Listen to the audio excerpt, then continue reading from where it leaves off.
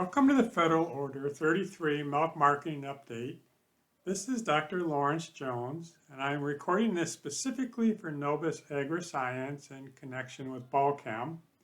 It's the 22nd of December, and I really wanted to get this out to you before the holidays, so apologize for that coming out at kind of the last minute, but hopefully you find this interesting.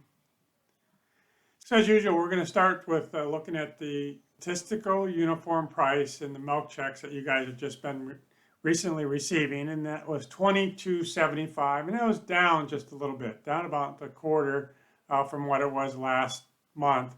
And that was calculated as a 2101 class 3 with a $1.74 differential.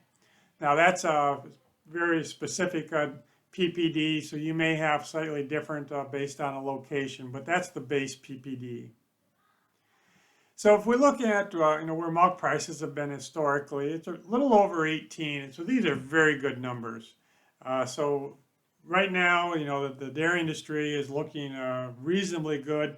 Now costs are definitely up, I understand that, but from the farms that I work with very specifically, they are looking for rocks to be putting some money under by the end of the year here. So what I wanted to do is kind of take a look at, the base milk price. Now, what I've done with this is nothing more than, 60% class 4 and 40% class 3. And what this does is take away depooling. And so these will move according to the overall milk price, but it won't be influenced whenever your order is depooling. So let's look at a couple of things here. Our high price was here in May. And let's look at where we are now. And so compared to May, we've dropped about $2.50. And that was basically $1.31 was due to cheese and $1.57 was due to non-fat dry milk. And again, the base milk price dropped about $2.95. So since, May, it has been a downward trend in cheese and non-fat dry milk. But I also wanted to go back and say, back here in August, we had significantly lower milk prices. The base price was around $16. And even today, even though we've come down $2.50, we're still $6.22 ahead of where we were then. And how did we get there? And this was a trifecta. This was cheese coming up, butter coming up, non-fat dry milk coming up. And so that was a result of all of the dairy components, coming up at the same time. And now they've been coming down at a slightly different rate. And so I just wanted to kind of look at where the actual numbers were, because the previous numbers were per hundredweight. And so here is kind of how this came together. Whey went from 56 cents down to 47. So that actually decreased. Cheese is the one that really went up from $1.56 to $2.09. Butter went up, like $1.70 to $2.95, and that was huge. And non-fat dry milk from $1.26 to $1.50. Now that's a lot of numbers to keep in your head, but the reason I wanted to do that is kind of look at where are we at and where might we be going. And so I just kind of put together, where do I think things are headed? Whey is around 40 cents. Now this is probably a bit bearish at $1.80 cheese. Probably will be more like $1.90. Basically, butter is going to be around $2.40. It looks like non-fat dry milk is going to be around $1.25. That's going to give us a $17.50 class 3 and an $18.75 class 4. And our base milk price around $18.15. Now, if cheese is 10 cents higher, that's going to be just a little bit higher. But what this is telling me, if those are where the commodities are going, we're going to be dropping off another $2 off of these milk prices. And in fact, for 2023 in the Northeast, we're looking at about a $3 drop from 2022 to 2023. Now, a couple of things are going on, and I actually just updated this today. Cheese just been a free fall here for the last week, and then it popped up today. So we'll have to wait to see if that's going to hold through the holidays. I was somewhat certain that this low number that we had for these 3 days may not be sustained long term, even though I do have the support price kind of drawn in at $1.80. That's what we've hit a couple of times in the past, but I do expect this to trend up just a little bit, be more like $1.90. Now, non-fat dry milk has been trending down for the last couple of days. The blue line is the global dairy trade. These other lines are a 20-cent discount to just kind of see how we're looking at, because normally non-fat dry milk is about a 20-cent discount to the global dairy trade. And right now we're right around a 10-cent discount. So if we kind of reconcile with this might have yet another 10 cents to come down to match that global dairy trade number. And a lot of this one is all going to depend upon whether China opens back up and starts taking non-fat dry milk or not. If China does not open up and non-fat dry milk builds up, then this is going to have a lot of softness to it. Now, the one that's getting a lot of attention these days is butter. So the way that this graph is, these are the individual spot market is the red numbers. And then the blue line is the actual National Dairy Sales Report. And then the green line is kind of my estimate, if you will. But this has been trending down and really took a big drop in here. So we're starting to look at $2.40 butter, where we were clear up here at $3.20. So if we kind of look out for the next 12 months, what do class 3 and class 4 prices look like? I'm not going to spend a lot of time on this, but to say that these are dropping, and right now the futures would suggest that the low is going to be in January, February, and then both of them are going to trail up, but that's probably a bit of optimism at this point. Depending upon how these commodities play out, there's a good chance that these will actually level out more in that $20 area. And that's kind of the estimates that I was using previously. So if we look at how the uniform prices change, again, yours was 24 cents. We saw that, several slides back. And basically is going to be dictated by how much the different classes change. And class 1 came up about $1.38. The other ones were down, particularly with class 3 and class 4 down, 80 cents and $1.66. So the way you kind of look at this map is in the southeast, where it's high class 1, they all had an increase in milk prices. Most everybody else is going to have a negative, and particularly it depends upon how much class 3 that you have. And most of the areas that can depool class 4 has been depooling class 4 at this point. But overall, prices were down about 50 cents is the way I look at it this last month. The other thing that comes into play is the fat percent, the components. So this month, you guys were at 4.11. Last year, you were at 4.09, so not much of a difference. I think what kind of happened is we had this big spike up a little earlier last year than we did this year. So right now we're just pretty much on par with last year. And we look at the nation, we were very strong this last month. You were 411, so wasn't the Northeast. And overall, the nation weighted for the amount of cows in each area was 4.19%, and that is just really high. I mean, 4.29 in Texas, 4.59 up here in the Northwest, and 4.23 in Minnesota and Wisconsin, just to the west of you. And that makes a little bit of sense. Fat prices have been very good. This last month, we were about 337. That's just off of the high of 366. Much, much better than we were a year ago at 229. And I went back and I calculated at 3.5 fat, what does that milk price look like per hundredweight? And that's $11.80. So fat is a very high percent of the milk check right now. Protein is kind of similarly, it's a 330. A year ago, you're 332, so down just a little bit. but again, very strong numbers compared to, where we've been historically. And for the federal orders, again, you're 330. Northeast was 323, a bit lower. The Northwest has just got unbelievable components. And we've got California at 345. And we look at protein prices. We were 254, we're up from that low that we had just recently here in September of $1.88, off of the 387. And I would say that, where we like to see protein prices around $3. I mean, that's when we're really going to feed for protein and really, drive that protein number. And so we're going to be below that. Looks like the futures are not going to be pushing that. And if we do 299 protein, because that's what's in class 3, protein is adding about $7.59 a hundredweight. So, a good $4 below what fat is. So we just look at this piece here. Prices are trending down. I think there's no doubt. Components are very, very strong, and fat is worth more than protein, and that's the way it's been for a while here.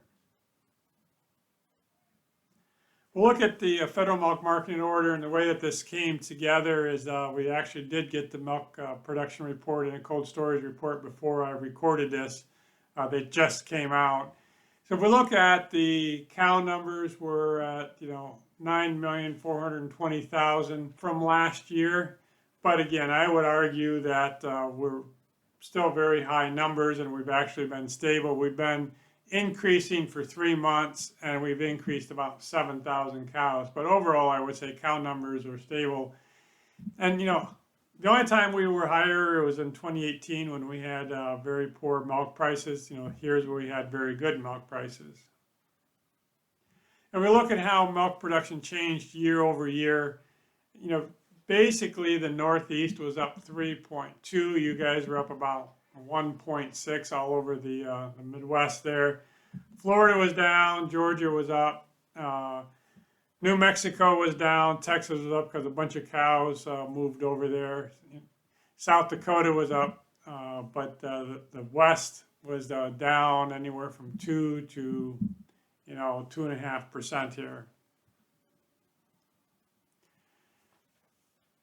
Now we look at the November milk production. It's been kind of interesting how seasonal this is, and these red dots here are the November production. So it came in pretty much on trend line, which trend is looking at about 1.05% increase on an annual basis. And so milk production is very, very strong. And normally October is about the low for the year. And then it starts coming up in November. For this last month, it was basically pretty similar between October and November. Now, it's always interesting to look at the culling data to give us an idea of what's going on. It's a little bit messy right at the moment because we had Thanksgiving in here, so it was a short week, and we, had a slaughter rate of about 46,000 when we were running about 60. So that's what that odd number is. And I kind of think that this trend up here this last week is probably a carryover from that. But we've been right in that 55 to 62,000 per week number for a while. And if we look at that as a percentage, we're right in this 31 and change up to 34 kind of calling numbers. And again, we take the calling numbers at about 10% to it to get the complete turnover rate. And so we're around 43% turnover rate. And by and large, anywhere between 40, 41, 42 is going to maintain a stable herd size. The global dairy trade on this last week was on the 20th here. It was actually down 3.8%, and so that's what's driving milk prices down a little bit. And that was really driven by skim milk powder and whole milk powder. But if we look at these in terms of U.S. dollars, butter went from 210 down to 204. The spot market's currently at 256, so spot market's way over the global dairy trade. Cheddar went from 219 to 218, which is not very much, but again, the spot market's around 203. And that somewhat makes sense because there's a cost of getting this overseas, and there's a cost of getting it into the global market, and that's probably somewhere 15 to 20 cents. Non-fat dry milk, dropped from $1.50 to $1.43, and the spot market is about 10 cents under that at $1.35, and that's why I expect that spot market to come down. But if we put these in terms of a class 3, it came down about 13 cents, and the big loser was class 4, down 80 cents. And again, you can see that with butter and non-fat dry milk, which skim milk powder is a proxy for that. The big discussion this week is butter stocks. That just came in, and so these again are the November numbers. So the November butter stocks number was below trend, but very similar to last year. And the problem is butter has been very short, so people were expecting this to be quite a bit lower, and it actually came in better than everybody had anticipated. So that's going to send butter prices down here in the next few days. But again, butter still seems to be a little bit low. We generally are at our bottom in November, and then the butter stocks go up, and then they always come down prior to November, and that's a very seasonal, cyclical trend here. So cow numbers are stable. I'm not really expecting to see that change anytime soon. Cow numbers are really strong. I just heard about a herd of 50 jerseys going north of the border for $1,800, just first and second lactation animals. So cow numbers are going to be strong, and cow prices are going to be strong. Production is strong, particularly on the milk per cow, and prices are trending down. We look at what I call budgeting without basis to kind of look at where the next 12 months are. So right now, without basis, you're looking at soybean meal, at $4.27. There's a good chance that's probably going to trend down a little bit. We've got corn around $2.26, and so feeding 8 pounds of soybean meal, 8 pounds of corn meal is about $2.61 a cow a day. Right now, we've got class 3 for the next year at $19.58 and class 4 at $20.21. Now this blend price is 50-50, where you're more like 60-40, but this is kind of across the nation is $19.89. If we graph out this corn price, we've really been range bound $2.20 to $2.40, and we're right in that right now. Soybean meal has been kind of range bound $3.90, $4.20, but it popped out of that for just a little while. This was all caused by the soybean meal, soy oil complex began to unravel after EPA came out and gave us the renewable fuel blends that were not as strong as everybody thought. So soybean meal kind of took off on that. If the soy oil becomes in high demand because of renewable fuel, then we'll be making too much soybean meal, and the soybean meal is expected to drop back down. So our 50-50 blend price has gone all the way from $24 down to about $20. And as I said, I kind of expect that to trend down a little bit. And so our dairy margins, and again, this is simply price of milk, minus 8 pounds of cornmeal, 8 pounds of soybean meal. So it's not labor and everything else. $16.50, it's been trending down to $13.50, and this is probably going to trend down just a little bit more off of that. All right, the story this week is this Arctic storm. It is just absolutely just kind of destroying the overall central United States with a very, very cold wind. And it's interesting to watch how this is coming out of the Arctic. And I follow Eric Snodgrass, and so these are all from Eric. And so we got the U.S. down here. And basically what we've got is a jet stream now that has kind of come around and is just bringing all this cold air into the United States. So even after this storm passes, we're probably going to have yet another one behind it until this overall structure changes here a little bit. Now the question I've been getting recently is, should we be locking in our diesel fuel? And so this is heating oil, but this is what they call low sulfur diesel. And so right now we're on the trade tonight, we're around 315. Basically, what I've been kind of looking at, and again, I don't have a license to advise anybody on these things, is there are a lot of things that can take this contract higher. For example, if we really shut off all of the Russian oil, if the Russian pipelines begin freezing, that is going to drive that significantly higher. But there aren't many things that I think are going to drive this significantly lower. So the chance of it dropping 50 cents is much, much less than the probability of it coming up 50 cents. And so I think you've really got to take a look at that. Talk to a couple of dairymen that were looking at just like booking half of their needs for the next year to see, to have some protection, but also giving them some flexibility in case the price did come down. Historically, we were down here $1.90, but I think as long as the Ukraine-Russia war is ongoing, which again, it started about right in here somewhere, it's going to be very hard for this for diesel fuel to be dropping back down to the $2 number again. So we've just got this historic Arctic front. It's just creating havoc out in South Dakota. It looks like Michigan may be out of it a little bit, but it's headed to the southeast from there pretty strong. Corn and soybean meal really do seem to be range bound. The anticipation is that soybean meal will probably drop. Now, will corn go up? I'm not sure. It depends upon the Brazil crop and a whole lot of different things. And on-farm diesel may have more upside than downside. Now, that's no guarantee that it's going to go up. That's not a guarantee that we couldn't drop it. But I think if you look at the risk analysis of it, it's probably more to the upside than the downside. All right, that's what I've got for you. And again, I tried to get this out to you right before Christmas. And I hope everybody does have a Merry Christmas and a Happy New Year.